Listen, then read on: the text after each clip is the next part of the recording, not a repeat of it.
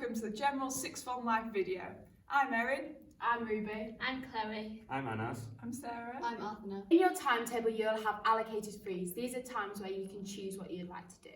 Yeah, and if you have a free in the morning or a double free in the afternoon, feel free to chill out at home. Yeah, or you can stay in school, do some homework with the teachers on hand for help. I do lots of sport in the evening, so it's nice to free up that time. Towards exam time, the fees are really useful, especially if you want to do revision in school, especially because there are your teachers who can also help you with revision. And if you do a coursework subject, this is an ideal time to get some work done. So for example, I take art, and there's always an art room that I can work in during my free periods. You also have the opportunity to have flexible independent study, which means that you can go home during your free periods. So if you're an external student wondering whether to come to QE, please do. I'm sure you'll feel very welcome. Lots of my friends are external students. I joined in year 12 and everyone was very friendly and I really feel a part of the school community. So the benefit of coming to a sixth form is that you've got the lower years to develop some leadership skills.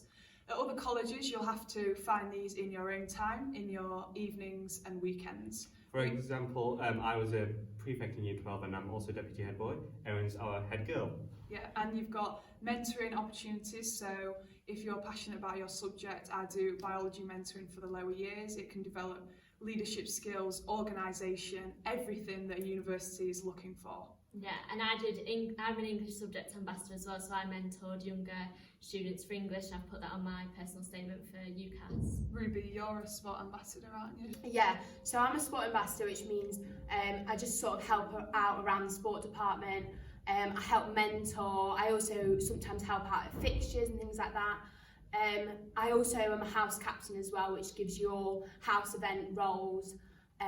So you sort of organise from year 7 right the way up to year 13, team sheets, events, activities, stuff like that. Yeah, you can manage the team. So year 7, 8, netball, football, rounders, cricket, we've got the drama, art, music. Yeah, anything you want to do, you can organise and be a leader on that. So at the moment, we're all sending off our UCAS applications.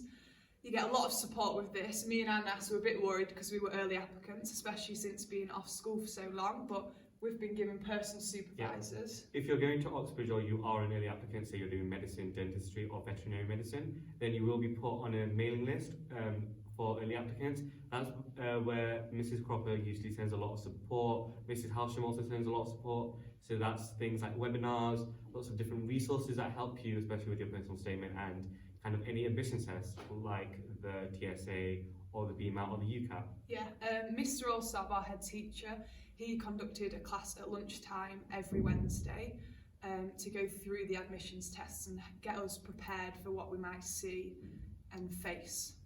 So when you fill out your UCAS form, there's obviously the personal statement you've got to do, reference from your teacher, and then fill out all your details. And you've got support along the way with your personal statement, so you can pop in to see a teacher, any of your teachers that you have, and you also can see your application supervisor that might go through it with you, any questions you might have, and they also check through your details to make sure you filled it out okay. So some of you may be undecided whether to take 3 or 4 A-levels. Most people take 3, but there is the option of taking 4.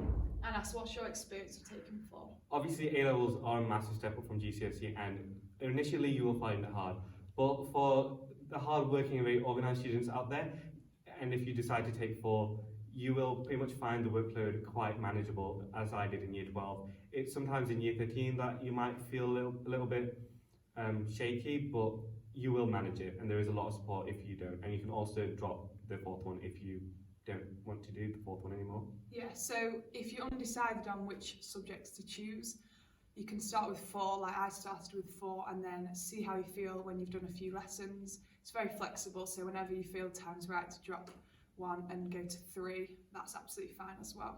So I hope you've enjoyed the session. I hope we've answered some of your questions. Please join the QEHS community. I think that's what sets us apart compared to other colleges, the real social atmosphere here. If you have any more questions, please join the live Q&A about General Sixth Form Life later on in the evening, where we will answer some of your questions that you might have.